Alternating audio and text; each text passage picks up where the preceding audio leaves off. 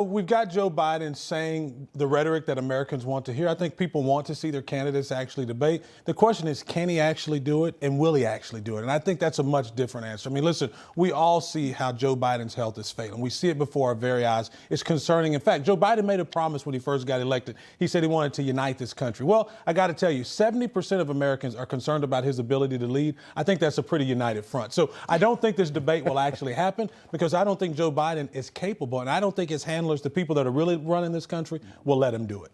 Yeah. I mean, I don't know if I agree with that. They're starting to put people to walk with him to Marine One, right? Just to go to the airplane. They want to, and they position him between the cameras and Joe Biden so that the cameras can't see that strange gate. But I don't know, maybe that's just me. Anyway, Christina, let's bring you in here. Trump said that he'll be holding rallies, listen to this, Madison Square Garden in Manhattan and the South Bronx. Now, it's a reasonable expectation, would you say, for him to actually take a real run at New York? I mean, he's a Republican presidential candidate, but is there a chance here?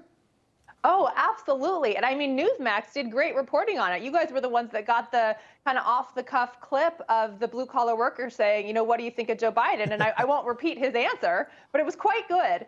So, yes, I absolutely think New York is in play. And quite honestly, with everything that New York is throwing at the president between Letitia James and Alvin Bragg and all of the craziness, the American people don't like it. And I think they're feeling the pain of the Biden regime, the Democrat strongholds. And I think they're looking for change. And you see it outside the courthouse every day. People standing there saying that they love Donald Trump. They're supporting Donald Trump.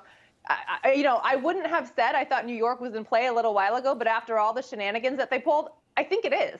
Well, and it's not just a matter of is it in play, is he actually going to win New York? I don't know. That's probably a stretch. But the reality is he's focusing on groups that are outside the norm because he has that luxury, because he's so far ahead. And you take that in contrast to Joe Biden, who's doing, commercials with AOC. He's still trying to shore up his base, and we're months away from the election. That's the difference in the two candidates. Well, TW, let me ask you this. We've both run for office before. Is it not true, even if he doesn't win, if he gets them to spend money in New York, where normally they wouldn't have to spend a penny, they wouldn't have to campaign. So time, money, resources, that in and of itself would be a win. That's a victory. There's no question about it. Michael, as you know, there's an old saying, we all know there are people that hate us, but only people that put our names on the ballot actually get an accurate count. I think there's something to that. But Donald Trump, what he's done is, more than anything, he has transformed the Republican Party. Republican Party is now the party of the working man. And that's something that we haven't been since Ronald Reagan. And that's a good thing. That's a winning strategy. And that's why you see minorities, African Americans, Mexican Americans, Latinos of all sorts, and also women coming on board with the MAGA movement. People want America first. They see what's happening at the border. There are 3 wars that have happened under Joe Biden's watch. There's a war in Europe, there's a war in the Middle East, and there's a war at our southern border.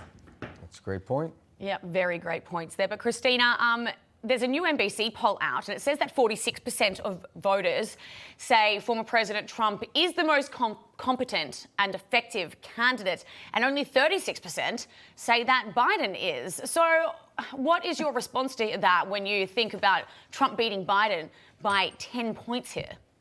Yeah, and I tend to think that the polls lean to the left. So I actually think it could be a point or two higher than that. But the American people can see it. As you mentioned, they're trying to hide Joe Biden from the press, from the public. They don't want the American people to see his little shuffle as he walks. He doesn't look presidential. He looks very feeble and very weak. He does not command authority. And Donald Trump could not be more different than that. He comes across very commanding, very much in authority, even though he's got all of these accusations against him that he has to demand, or that he has to deal with. He still comes across like he's in control and he's capable of dealing with the problems, and the American people see that. They don't like what's happening to him, and people may have questions about the cases and may have questions about the outcomes and the fairness and all that. So I'm sure there's question marks in the minds of voters about what's happening. That's why the left is doing this. They're trying to stir confusion.